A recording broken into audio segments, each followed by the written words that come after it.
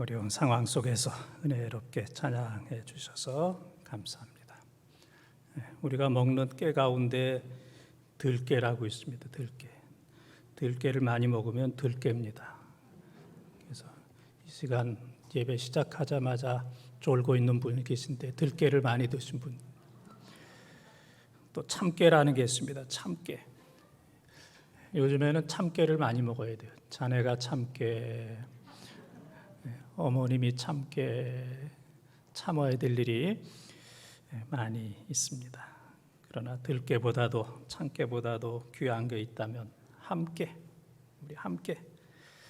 코로나 이전에는 뭐 찬양대 쓰고 안 쓰고 신경 써본 일이 없습니다. 주일날 뭐 예배 드리고 못 드리고 뭐 대면이고 비대면이고 그런 거 생각해 본 적이 없는데 코로나 이후에는 대면, 비대면, 또 찬양대요. 또 어떤 때는 섰다가 몇 명만 했다가 어떤 때는 할 수 없는 여러 가지 이제 예측할 수 없는 많은 상황이 있습니다. 코로나 상황에서 무더위 가운데서 좀 어려움은 많이 있지만은 그래도 이 시간 우리 함께 예배드리게 돼서 하나님께 영광을 올립니다. 하나님의 은혜가 여러분 모두에게 함께 하시기를 바랍니다. 엘리자베스 엘리엇이라고 하는 분이 쓴 전능자의 그늘이라고 하는 책에 보게 되면은 이제 짐 엘리엇 선교사가 이제 그런 얘기를 했습니다. 자신이 당면한 일에 충실할 때에 하나님이 때가 되면 길을 밝히 보여주신다. 또 성도들이 맡은 일에 순종할 때 앞길이 보이게 된다 그랬습니다. 일을 안 하고 불순종하게 되면 앞길이 보이지 않습니다. 그러나 앞길이 보이지 않아도 하나님께서 맡겨주신 일에 충실하고 순종하다 보면 하나님께서 야 이렇게 인도하시는구나, 또 이렇게 앞길을 보여주시는구나 하는 것을 알 수가 있습니다. 제가 아는 어떤 목사님의 그 아버지는 그 시골에서 그 남해 산의 그 산소를 잘 관리하는 분이에요. 남해 산의 산소를 잘 관리하는데 뭐 얼마나 깨끗하게 잘하는지. 그래서 막 동네 사람들이 욕을 해요. 저 뭐 남해 산이고 남해 산소인데 뭐 저렇게 깨끗하게 하느냐고. 저 사람 뭐 왜 저러는지 모르겠다고 그랬어요. 근데 나중에 그 산 임자가 세상을 떠나실 때 그 산소와 그 산을 그 관리하는 분에게 다 줬어요. 명의를 바꿔가지고 이 산은 바로 내 산이다. 너에게 맡겨야 이 산도 잘 되고 산소도 잘 맡길 수 있다. 그래서 그분은 산소를 잘 관리하다가 어마어마한 큰 산을 얻게 되었습니다. 충성하고 또 최선을 다하다 보면 또 하나님께서 길을 열어주시는데 이런 은혜가 여러분과 또 가정에 임하기를 축원합니다. 부모는 자녀가 웃고 기쁘고 즐겁게 사는 걸 원합니다. 그리고 자녀가 즐거워하는 것보다 더 즐거워해요. 자녀가 웃는 것보다 더 많이 웃어요. 하나님은 하나님의 자녀들이 기쁘고 즐겁게 행복하게 살 때 하나님은 더 기뻐하십니다. 그래서 즐거워하는 게 효도하는 거예요. 즐거워하는 게 효도하는 거예요. 또 우리가 즐겁게 사는 게 바로 하나님 앞에 영광 돌리는 겁니다. 그래서 우리는 뭐 뭘 해야 효도하고 뭘 해야 영광 돌린다 그렇게 생각하지만 즐겁게 사는 것만 해도 효도하는 것이고 즐겁게 사는 것만 해도 하나님께 영광이 됩니다. 오늘 본문 8절에 보게 되면은 사람이 여러 해를 살면서 항상 즐거워할지로다 그랬습니다. 여러 해를 살면서 항상 즐거워할지로다. 이 코로나 상황 속에서 무더위 속에서 문제도 많고 고통도 많은 이런 세상 속에서 기쁨으로 즐거움으로 살아서 하나님께 영광 돌리며 살아가는 우리 본동 가족들이 다 되시기를 주님의 이름으로 축원합니다. 항상 즐거워할지로다. 첫 번째 따라하겠습니다. 물 위에 던져라. 물 위에 던져라. 1절 말씀을 통독합니다. 너는 내 떡을 물 위에 던져라. 여러 날 후에 도로 찾으리라. 아멘. 전도서 11장 1절에 지금 말씀 너는 내 떡을 물 위에 던져라 여러 날 후에 도로 찾으리라 아주 유명한 말씀입니다. 처음 듣는 분도 계시겠지만 아주 유명한 말씀. 내 떡을 물 위에 던져라. 옛날 성경에는 내 식물을 먹는 음식을 식물을 혹은 또 다른 성경에 보게 되면은 내 빵을 물 위에 던져라. 떡을 사람에게 주고 부모님에게 대접하고 그러지 강물에다가 떠내려가는 물에다가 던지는 것은 이건 참 어리석은 그러한 일입니다. 그런데 내 떡을 물 위에 던져라 그런 말씀은 물 위에 던지면 떡이 다시 돌아오질 않습니다. 그냥 떠내려가요. 어디까지 어디로 떠내려가는지도 알 수가 없습니다. 이 말씀은 무조건 베풀어라. 무조건 베풀어라. 조금도 받으려고 기대하지 말고 무조건 베풀어라. 내가 누구에게 베푸는지 그 사람 알려고 할 필요도 없다.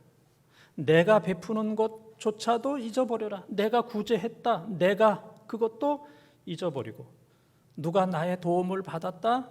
그것도 잊어버려라. 갈비탕 한 그릇 사주고 수첩에다가 이름 적지 말아라. 그냥 잊어버려라. 내가 누구 사줬는지 그것도 기억하지 말아라. 구제하면 항상 기쁘다 그런 얘기입니다. 그래서 마태복음 6장 3절에 보게 되면은 오른손이 하는 것을 왼손이 모르게 하라. 이게 불가능하잖아요. 오른손이 하는 것을 왼손이 모르도록 구제하라라고 하는 것은 구제하는 거 그냥 잊어버려라. 내가 한다고 생각하지 말아라. 그냥 하나님이 한다고 생각하라. 그러면 하나님께서 마음에 즐거움을 주신다 그런 말씀입니다. 성경에 구제하라 도와주라 하는 말씀은 수없이 많이 있어요. 특별히 전도서 19장 17절을 보게 되면은 남에게 구제하는 것은 하나님께 구워주는 거다. 하나님께 구워주는 건 틀림없이 받아요. 하나님께서 후하게 채워주시고 또 전도서 11장 25절을 보게 되면은 구제하기를 좋아하는 자는 풍족해질 것이다. 남을 윤택하게 하는 사람은 윤택해진다. 그래서 구제하게 되면은 하나님이 기억하시고 하나님이 우리를 풍성하게 해주시고 하나님이 많은 것을 갚아주시고 하나님께서 우리를 윤택하게 해주시고 하나님께서 아멘도 하게 해주시고 또 하나님께서 후손들도 잘 되도록 하나님이 책임져 주십니다. 성 프랜시스 이름만 들어도 기쁘잖아요. 성 프랜시스, 이야 정말 훌륭한 분이다. 이 성 프랜시스가 제자들과 함께 어느 날 산에 이제 기도하러 가게 됐어요. 그러니까 이제 시간이 많이 걸리잖아요.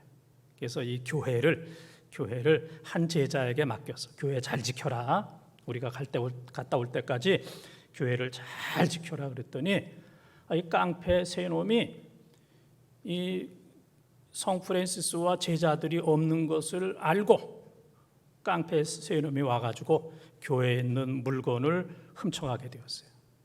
그런데 이 한 제자, 교회 관리를 맡은 한 제자가 얼마나 힘도 세고 주먹도 잘 쓰는지 이 세 깡패를 그냥 다 패버렸어. 패버리고 그냥 다 쫓아버리고 교회를 잘 지켰어요. 이제 몇 시간 후에 성 프랜시스와 여러 제자들이 왔을 때 이 교회를 잘 지킨 제자가 그동안에 있었던 일을 선생님한테 얘기했습니다. 그런데 그냥 칭찬받을 줄 알고 그랬는데 프랜시스 선생님이 이 빵과 이 음식을 그 세 깡패에게 갖다 주고 와라.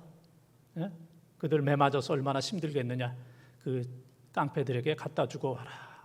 그래서 그 깡패들에게 그 여러 먹을 물건을 갖다 주었다고 합니다. 나중에 이 세 명의 깡패들이 깨닫게 되고 또 예수를 믿게 되고 프랜시스의 제자가 되었다는 이제 그런 유명한 일화가 있습니다.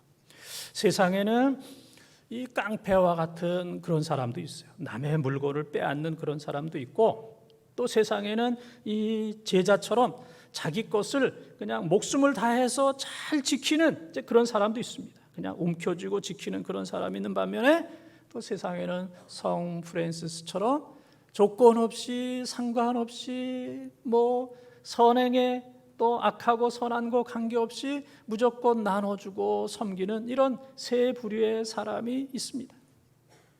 그런데 이 세 부류의 사람은 우리 속에 다 있어요. 우리들도 어떤 때는 깡패가 돼요. 물건을 막 훔칩니다.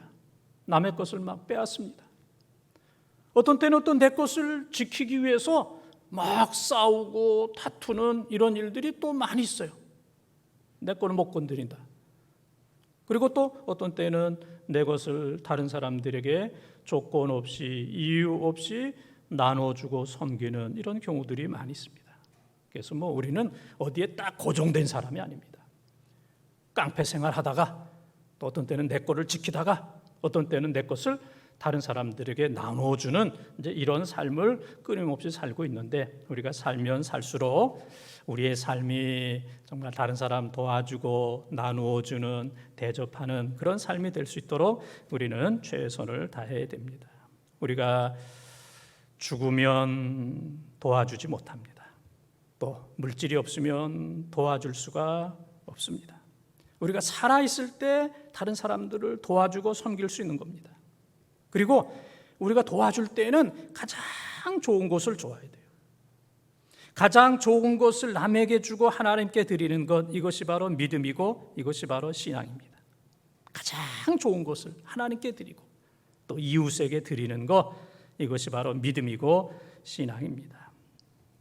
하나님께서는 우리들로 하여금 너만 먹고 살아라, 내 것만 잘 지키며 살아라, 그렇게 말씀하지 아니하시고 내 떡을 물 위에 던져라, 구제하되 기억하지 말고 그냥 다른 사람들을 무조건 섬기면 그 이후의 모든 삶은 내가 다 책임져 주마. 하나님의 약속의 말씀을 믿고 우리의 떡을, 우리의 식물을, 우리의 빵을 물 위에 던지며 구제하며 살아가는 우리 귀한 성도들 다 되시기를 주님의 이름으로 축원합니다. 두 번째 따라하겠습니다. 나눠줄지어다. 2절 말씀을 통독합니다. 7에게나 8에게 나눠줄지어다. 무슨 재앙이 땅에 임할는지 네가 알지 못함이니라. 아멘. 7에게나 8에게. 7은 완전수, 8은 완전수의 하나를 더한 겁니다. 그러니까 많은 사람들에게, 그리고 더 많은 사람들에게, 7, 8 이런 사람 저런 사람 별 사람들에게 나눠줄지어다 그랬습니다. 한 사람에게 나눠주는 것도 힘든데 지금 여러분의 눈을 보니까 참, 목사님은 하늘에서 산다. 지금 나 먹을 것도 힘들고 이 코로나 시대에 지금 우리 집 사는 거, 나 먹고 사는 것도 지금 내 노후도 힘들어 죽겠는데 나눠주되 몇 명에게 나눠주라 그랬어요? 7이나 8에게. 한 사람, 두 사람 그래도 순종하기 어려운데 7이나 8에게 나눠주라. 참, 목사님은 하늘에서 산다. 그렇게 이제 생각하시는 분들이 많이 계세요. 나눠줘라 그런 얘기입니다. 왜냐하면 무슨 재앙이 땅에 임할는지 내가 알지 못한다 그랬습니다. 어떤 일이 일어날지 알 수 없습니다. 대부분 물질의 손해를 보신 분들은 이 사람만큼은 내가 믿을 수 없다. 근데 그 사람 때문에 손해 본 거예요. 믿을 수 없는 사람에게 물질을 맡기는 사람은 한 사람도 없습니다. 의심 가는 사람에게 자기의 재산과 물질을 맡기는 그런 사람은 한 사람도 없습니다. 여러분 가운데 돈과 물질을 맡겼다가 지금까지 손해보지 않은 사람도 내가 볼 때는 한 사람도 없습니다. 다 그런 아픈 상처가 다 있습니다. 그런데 여러분에게 그 아픔과 상처를 주었던 분은 여러분이 100% 철석같이 믿은 분. 다른 사람이 돈 떼어먹어도, 다른 사람이 도망가도, 다른 사람은 나를 속여도 이 사람만큼은 속이거나 도망가지 아니한다. 100% 나의 돈을, 나의 재산을 책임질 것이다 라고 믿었던 그 사람에게 여러분들이 한두 번은 다 어려움을 당했을 겁니다. 무슨 재앙이 임하는지 알 수가 없습니다. 어떤 사람을 만날지 알 수가 없습니다. 또 직장생활 끝까지 잘 하라는 법도 없습니다. 사업이 계속 잘 되라는 그런 법도 없습니다. 우리가 또 평생 건강해서 일하고 또 수입이 있으라는 그런 보장도 없습니다. 사탄은 우리를 가만두지 않습니다. 어떤 재앙을 통해서 우리를 흔들어 버리기 때문에 그때가 되기 전에 내가 물질을 가지고 있을 때에 7이나 8에게 나눠주게 되면, 순종하게 되면, 첫째는 하나님께서 너희의 재산을 지켜주시고, 두 번째는 너희들이 7이나 8에게 나눠주는 삶을 살게 되면 수많은 사람들로부터 도움과 칭찬과 박수를 받게 될 것이고, 사람들이 너희 주위에 임하게 될 것이고, 세 번째는 마음에 기쁨이 충만해서 무슨 일을 하든지 건강하게 잘 할 수 있도록 내가 내 인생을 책임져 주마. 순종하기만 하면은 책임져 주마. 이것이 바로 하나님의 약속입니다.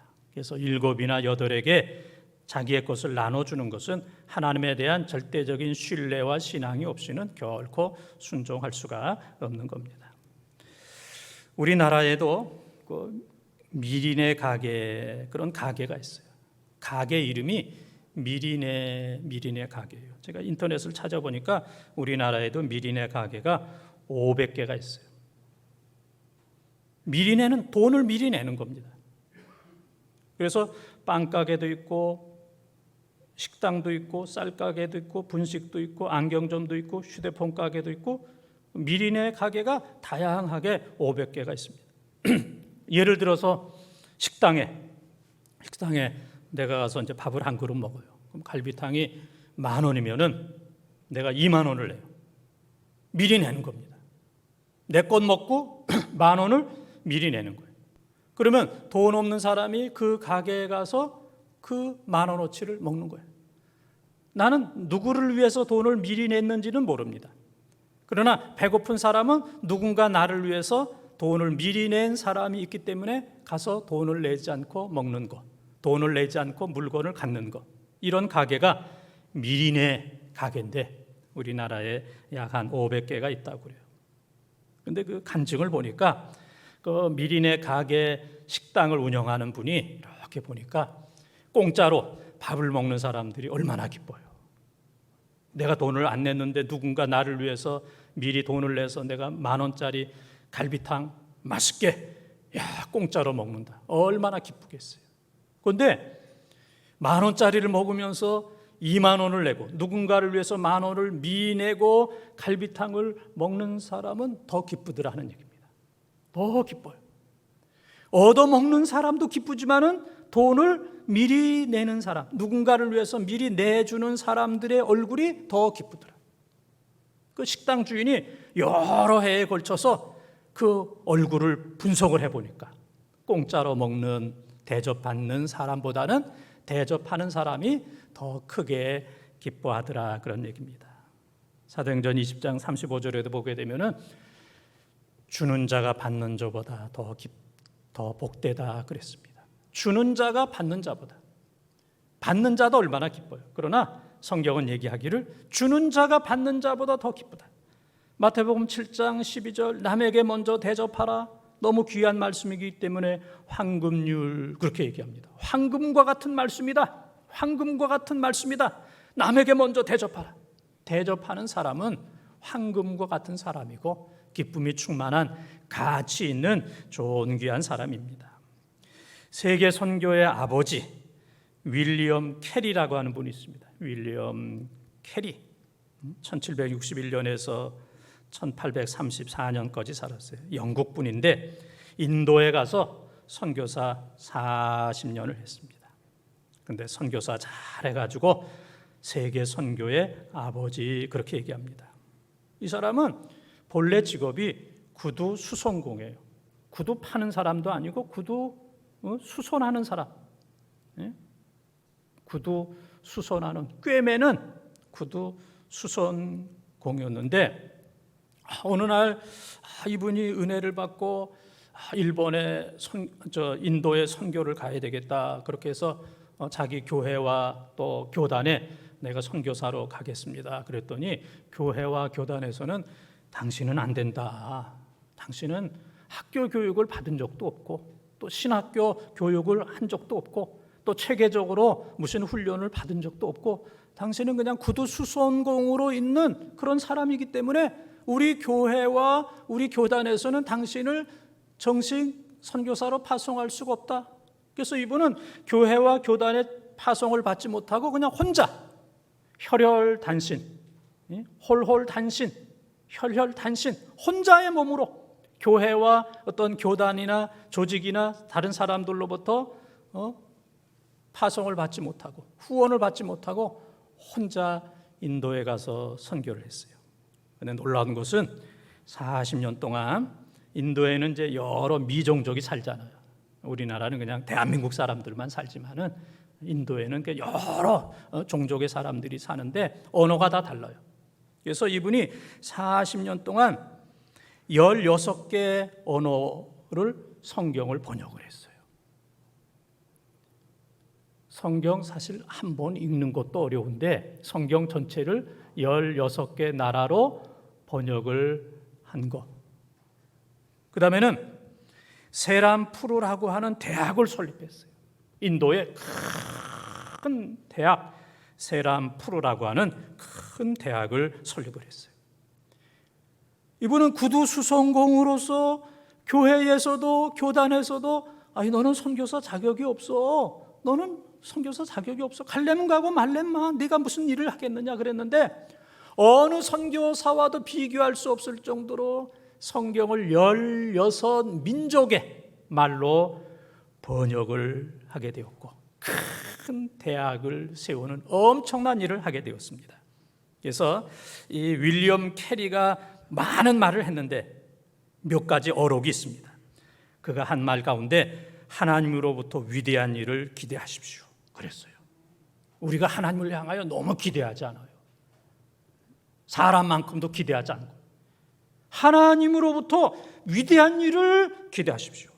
그리고 하나님을 위해 위대한 일을 시도하십시오. 가만히 있지 말고, 가만히 있지 말고 평생 동안 가만히처럼 가만히 있지 말고 하나님을 위해서 위대한 일을 시도하십시오.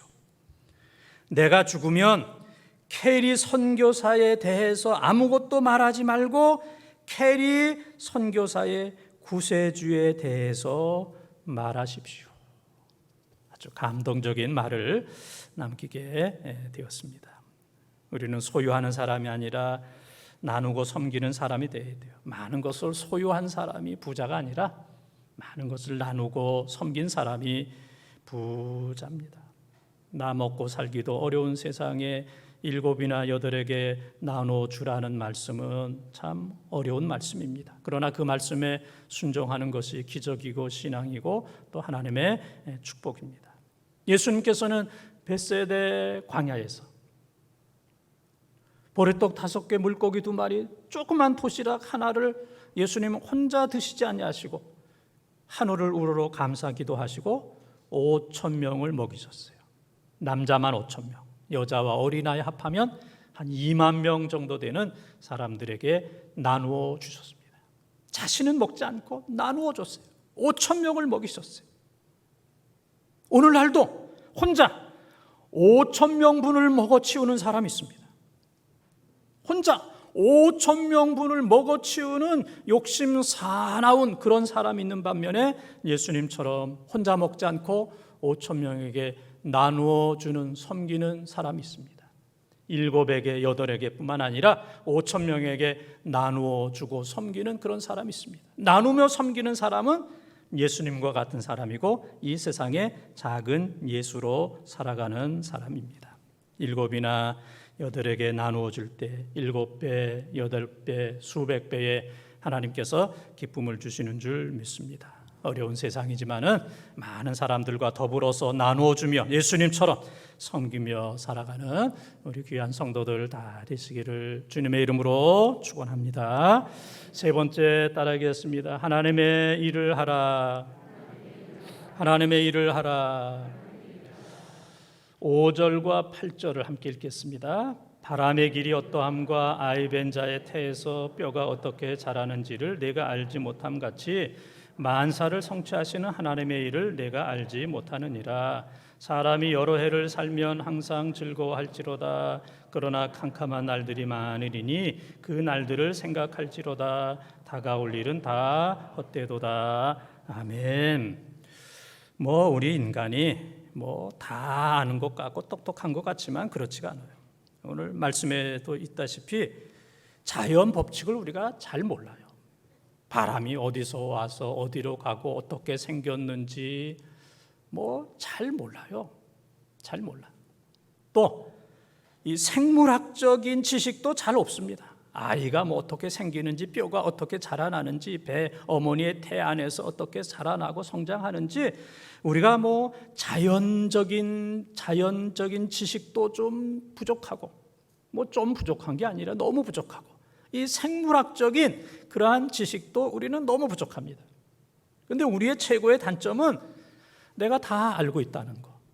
그런데 우리가 아는 것이 다 알고 있는 게 아니고 수많은 우주 가운데 우리가 알고 있는 것은 한 먼지에 불과한 겁니다. 한 먼지에 불과한데 우리는 나는 모든 것을 다 알고 있다. 내가 하나님보다도 더 많이 알고 있다. 내가 하나님도 알고 있다. 그래서 내가 하나님께도 맡기지 못하겠다. 내가 최고다. 내가 전부다. 나는 모든 걸 다 알고 있다. 그러지 말라 그런 얘기입니다. 겸손하라. 겸손하라. 하나님 앞에 겸손하게 하나님께 맡기고 최선을 다하라 그런 얘기입니다. 자연 법칙을 잘 몰라도 씨를 뿌리고 농사를 져야 됩니다. 생물학적인 지식이 부족해도 우리는 결혼을 하고 아이를 잘 양육을 해야 됩니다. 자연 법칙을 다 알고 생물학적인 지식을 다 안 다음에 내가 농사를 짓고 결혼을 하겠다 그러면 이 세상에 농사 질 사람 한 사람도 없고 가정 꾸밀 수 있는 사람은 한 사람도 없습니다. 다 모르지만은 하나님께 맡겨라. 하나님을 신뢰하고 하나님 앞에 일하라. 이제 그런 얘기입니다. 이제 교인들 가운데서도 가끔 보게 되면 아이고 내가 죄가 많아서 하나님 앞에 못 가겠습니다. 이 코로나 이런 상황 속에서 내가 죄가 많아서 예배를 못 드리겠습니다. 또 교인들 가운데서도 내가 거룩하지 못해서 찬양을 못 하겠습니다. 찬양은 죄 없이 거룩한 사람이 하나님 앞에 영광 돌리는 건데 나는 그렇지 못합니다. 내 입술이 더럽습니다. 나는 저주도 하고 욕도 하고 큰 소리도 치고 그런 사람이기 때문에 나는 못 하겠습니다. 또 나는 교회 학교 교사 못 하겠습니다. 교회 학교 교사 정도 하려면 성경을 그냥 다 통달하고 다 알고 그래야 교사를 하는 것이지 나 성경도 잘 모르는데 내가 무슨 교사를 하겠냐고. 다 알아야 찬양대를 하고 교사를 하고 봉사를 하게 된다면 이 교회 안에 일꾼은 한 사람도 없습니다. 우리가 하나님을 믿고 예배 드리면서 봉사하면서 거룩해지는 것이고 또 봉사하면서 조금씩 지식이 늘어나게 되는 것이고 또 봉사하면서 조금씩 거룩하게 되는 겁니다. 그래서 하나님을 믿고 신뢰하고 하나님의 일에 최선을 다하라. 그러면 하나님께서 우리의 인생을 책임져 주시고 우리의 신앙을 책임져 주시고 우리의 범사를 하나님께서 책임져 주시는 줄 믿습니다. 오늘 우리가 이 순간에 예배드리는 것은 하나님의 임재가 있기 때문에 그래요. 하나님의 임재가 없다면 찬양은 노래방이나 다를 바가 없습니다. 찬양은 노래방이나 다를 바가 없어요. 또 여러분들 같으면은 동창회나 운동회와 다름이 없습니다. 또 제가 얘기하는 것은 그냥 떠드는 거와 관계가 없어요. 그냥 연설한다, 그냥 떠든다 그런 거와 관계 없습니다. 그러나 제가 설교하는 거, 찬양하는 거, 여러분이 모여 있는 것이 무엇과도 바꿀 수 없는 최고의 가치가 된 것은 여기에 하나님이 임재하시기 때문인 줄 믿습니다. 하나님의 임재를 믿기 때문에 설교하는 거고, 하나님의 임재를 믿기 때문에 하나님 앞에 찬양을 올려드리는 거고, 하나님 앞에 예배드리는 거고, 또 하나님의 임재를 믿기 때문에 우리의 시간도 몸도 마음도 물질도 하나님 앞에 드리는 겁니다. 그래서 하나님의 임재는 너무너무 소중한 거예요. 그래서 임재라고 하는 말이 있습니다. 영어로 임재, 프리젠스라고 하는 말이 있습니다. 그래서 이 글자를 딱 치워보면 프리젠스 8글자예요. 8글자. 그렇죠? 그래서 이 앞자를 따가지고 하나님의 임재가 임하기 위해서는 프레이즈, 하나님을 찬양해야 돼요. 그 다음에 rejoice, 하나님을 항상 기뻐해야 돼요. 그 다음에 E는 experience, 하나님과 깊은 경험적인 교제를 나눠야 돼요. 그 다음에는 seek, 하나님을 지속적으로 찾아야 돼요. expect, 기적을 기대해야 됩니다. need, 하나님을 필요로 해야 됩니다. confess, 죄는 즉시 고백해야 됩니다. enjoy, 하나님을 즐거워해야 됩니다. 이 8가지 다 기억합니까? 그냥 싹 지워버리니까 놀라운 것은 아무것도 생각 안 난다는 거. 그래서 여러분 가운데 홈페이지를 보시면 되겠고, 또 다음 주, 또 주보 지난주 설교 요약에 나오니까 이제 보면 되겠습니다. 근데 이 8가지 가운데 찬양, 기쁨, 교제, 기도, 기대, 하나님을 필요로 하는 거, 죄를 고백하는 거, 즐거움, 이 8가지 요소 가운데 나에게는 뭐가 좀 부족한가? 우리 가정에는 이 8가지 가운데 좀 뭐가 부족한가? 우리가 지금 예배를 드리고 있는데 하나님의 임재를 위해서 우리 교회는 이런 면이 부족해. 8가지 가운데 이런 게 좀 부족하다. 그 부족한 것을 채우면 돼요. 완전한 교회는 없습니다. 우리 교회는 완전히 그런 교회는 없습니다. 부족한 게 다 있어요. 그러나 우리가 최선을 다해서 그 부족한 것을 최선을 다해서 채울 때 하나님께서 임재할 수 있는 교회가 되는데, 가장 중요한 것은 즐거움으로, 오늘 설교의 주제처럼 즐거운 마음으로. 그래서 웨스트민스터 신앙고백 첫 번째, 사람의 제일 되는 목적이 뭐냐? 하나님을 영화롭게 하고 그를 영원토록 즐거워하는 것. 하나님을 즐거워하는 겁니다. 즐거워하는 게 하나님께 영광을 돌리는 거예요. 예배 드리면서 싸우면서 막 예배를 드리고, 막 다른 사람을 막 저주하면서 예배를 드리면 하나님께서 좀 부담스럽다, 예배가 좀 부담스럽다, 그렇게 싸우면서까지 좀 부담스럽다, 그냥 뭐 다른 사람 저주하면서 그런 예배와 그런 기대는 좀 부담스럽다, 하나님께서 그렇게 말씀하시지 않겠어요? 여러 형제가 있는데 부모 앞에서 막 싸우고 다투면서 막 저주하면서 그러면 부모가 너무 부담스럽다, 너무 효도하려고 그러지 말아라, 너무 효도하려고 그러지 말고 그냥 싸우지만 말고 그냥 욕만 하지 말고 그냥 그렇게 살면은 참 좋겠다. 부모가 원하고 하나님이 원하는 것처럼 우리 모두는 즐거운 마음으로 하나님을 섬기되 즐거운 마음으로 하나님의 일을 하되 억지로가 아니라 즐거운 마음으로 하게 되면 하나님께서 우리들에게 놀라운 은혜를 베풀어 주시는 줄 믿습니다. 그래서 제가 군대에 군목으로 약간 있다 보니까 군대에서는 진급이 전부예요. 진급하는 거. 거기에 목숨을 다 걸었어요. 진급하는 거. 그래서 진급하면 세상 다 내 거다. 근데 그 순간의 기쁨은 또 사라져. 또 올라가야 되니까. 그래서 많은 사람들이 내가 별 달면 내 그때 행복하겠다. 별을 따면. 그러나 군대에서 별을 딴다는 것은 하늘의 별을 따는 것처럼 그렇게 결코 쉬운 게 아닙니다. 또 별을 따도 오래 못 있어요. 금방 제대해야 돼. 금방 옷 벗어야 된다는 겁니다. 내가 성공하면, 내가 연봉을 얼마나 받으면, 내가 몇 억짜리 집에서 살면, 내가 이렇게 출세하게 되면 그때 가서 기뻐하겠다. 그런 때도 별로 오지 않고 그때는 잠깐이면 지나가게 되는 겁니다. 그래서 그때에 기뻐하는 것이 아니라 그때가 될 때까지 기뻐하는 거예요. 지금부터 그때까지. 지금부터. 내가 우리 교회 교인들 한 10,000명 되면 내가 기뻐하겠다. 우리가 기뻐할 수 있겠어요? 우리 번동제일교회 교인 10,000명 되면은 내가 기뻐하겠다. 기뻐하지 못하고 끝나게 될 겁니다. 목회도 끝나고 예배도 끝나게 될 거예요. 숫자에 관계없이 늘 기쁘게 사는 것, 이것이 바로 하나님의 뜻입니다. 사랑하는 번동가족 여러분, 인생은 짧고 빠릅니다.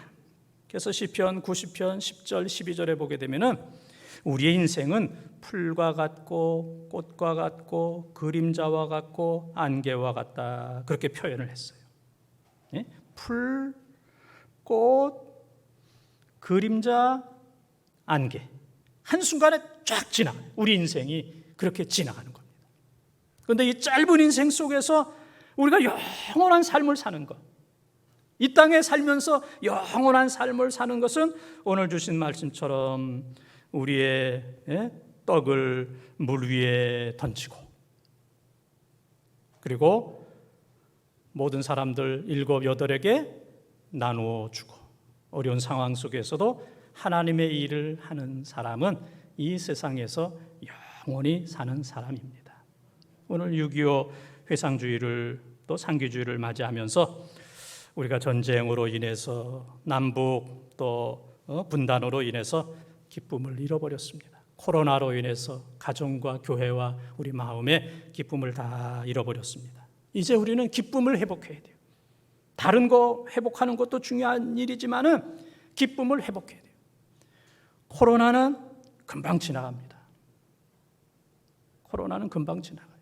몇 달 후면은 코로나는 그냥 지나가게 돼 있어요. 마스크도 벗게 될 겁니다. 그러나 그때가 되었는데 기쁨을 회복하지 못한다면 우리의 인생은 결코 그렇게 행복할 수가 없습니다. 코로나와 관계없이 우리 민족, 우리나라, 교회, 또 우리 교회 사랑하는 성도님들 각 가정 위에 하나님께서 주시는 즐거움이 충만하기를 주님의 이름으로 축원합니다.